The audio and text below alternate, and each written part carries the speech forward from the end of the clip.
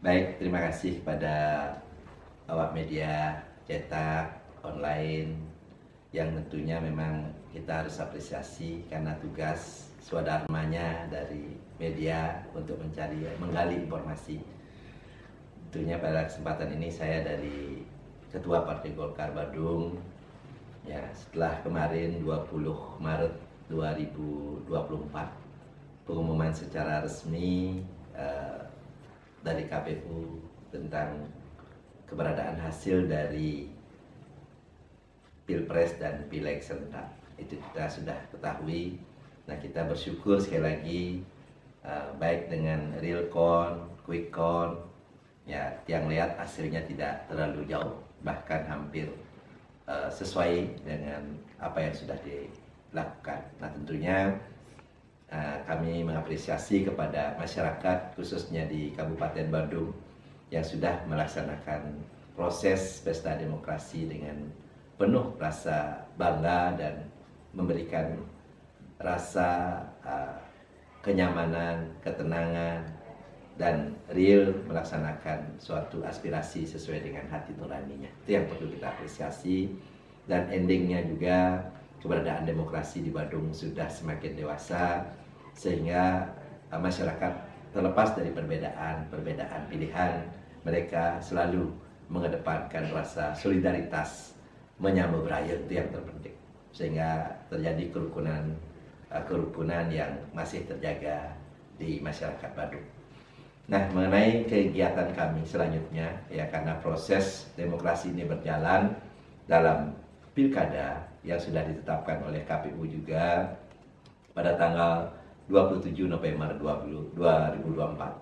Nah, kiranya wajar juga partai politik berproses, ya berproses dalam artian karena amanat undang-undang yang menggariskan partai politik yang sudah minimal mendapatkan kursi 20% itu diberikan ya kesempatan oleh masyarakat untuk bisa mencalonkan calon kepala daerah, baik gubernur, wali kota, begitu pula bupati.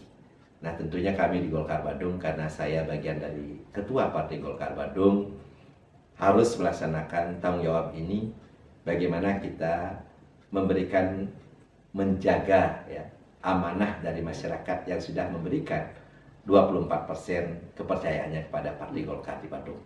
Ini harus kita jaga. Sekali lagi, kepercayaan ini harus kita betul-betul manfaatkan, betul-betul kita hargai, karena bagaimanapun itulah dasar undang-undang menggradekan minimal 20%. Sehingga kami Partai Golkar sudah bisa menelurkan bakal calon Bupati Badung ataupun Wakil Bupati Badung di 2024. Nah, kiranya Golkar berproses, sudah melaksanakan rapat gabungan antara pengurus desa, pengurus kecamatan, dan pengurus pleno kabupaten.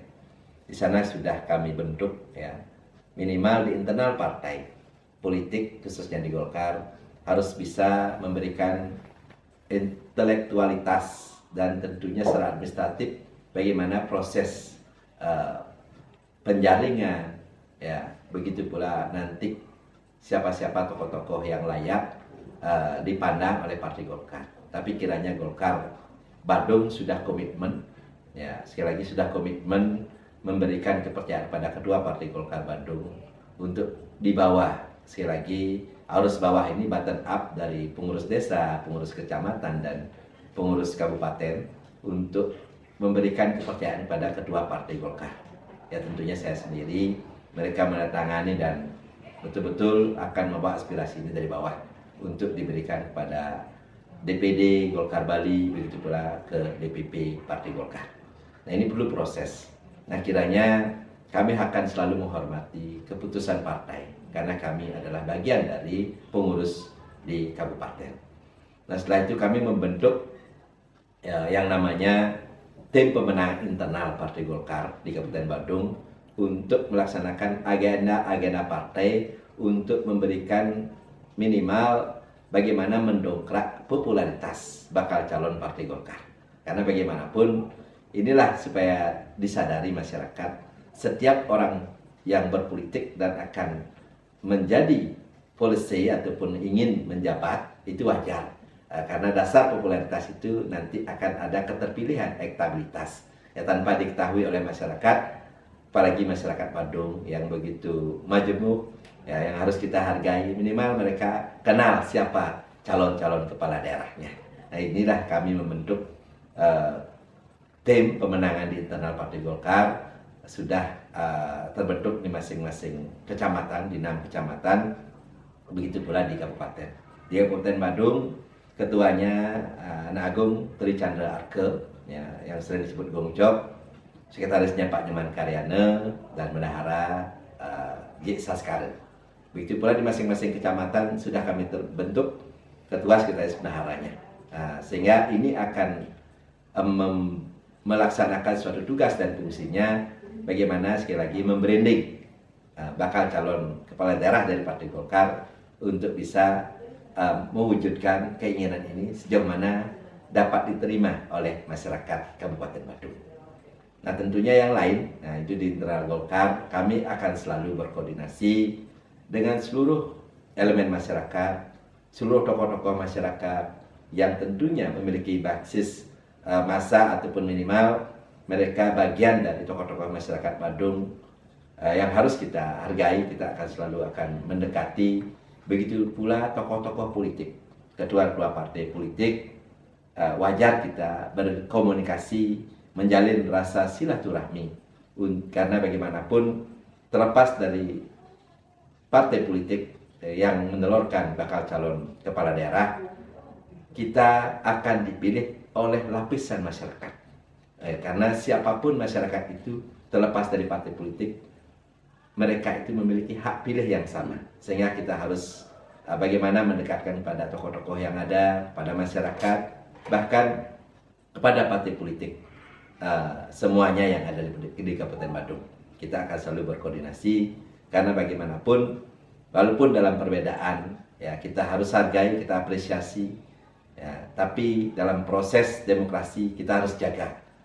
Sekali lagi, jaga solidaritas atau kesolidan, kedua juga jaga ketentraman, kenyamanan dalam proses demokrasi selanjutnya. Karena kita ingin Badung ke depan betul-betul figur bisa memberikan yang terbaik bagi masyarakat Badung secara menyeluruh. Itu yang terpenting. Pak Ketua, terkait dengan skenario pasangan calon, khusus di Golkar, apakah nanti akan Golkar-Golkar atau mencari pasangan di koalisi Indonesia Maju sesuai dengan di pusat, atau ada peluang berkoalisi dengan partai di luar dari koalisi Indonesia Maju? Baik, pertama sekali lagi, grade 20% itu Partai Golkar sudah memenuhi. Artinya apapun langkah yang dilakukan oleh Partai Golkar di Badung dengan grade 20% itu, baik kader-kader itu bisa. Baik, tentunya yang lain kita tidak boleh jumawa ataupun terlalu percaya diri. Karena sekali lagi yang memilih itu adalah masyarakat Badung. Kita harus berkoalisi pertama dengan masyarakat, partai apapun mereka. Kita ingin menanamkan bagaimana sosok figur yang dimunculkan oleh partai politik yang ada. Nah, mereka adalah kader-kader terbaik yang akan tentunya dianggap layak oleh partai politik tersebut. Tentunya yang memiliki hak pilih adalah masyarakat. Beliaulah yang menentukan figur itu. Begitu pula dengan berbicara koalisi, sekali lagi saya sudah pastikan pasti kita berkomunikasi dengan partai yang lain, termasuk partai PDI Perjuangan yang begitu diberi kepercayaan begitu tinggi oleh masyarakat Badung. Ya, beliau pun juga yakin, seyakin-yakinnya memiliki figur yang baik-baik, yang tentunya akan berproses di internalnya. Maka sekali lagi semua kemungkinan itu pasti. Karena sekali lagi kami tidak bisa berbicara lokal jenius di Kabupaten Badung saja, karena partai ini ada marwahnya di DPP masing-masing partai. Dari 3 alternatif, kemungkinan terbesarnya yang mana yang tadi Pak Ketua? Sekali lagi saya tidak bisa menentukan. Yang jelas kami hargai, sekali lagi pedoman 20% itu dulu, karena selama ini masyarakat juga ada yang menyampaikan mampu tidak Golkar bicara selalu calon bupati, partainya mampu tidak 20%. Nah, kalau kan itu kita harus jawab dulu bahwa Partai Golkar diberi kepercayaan 24%. Berarti sudah bisa berdiri sendiri untuk ikut dalam kompetisi Pilkada 2024. Oke, siap. Sudah ya. Untuk yang pertama, sip.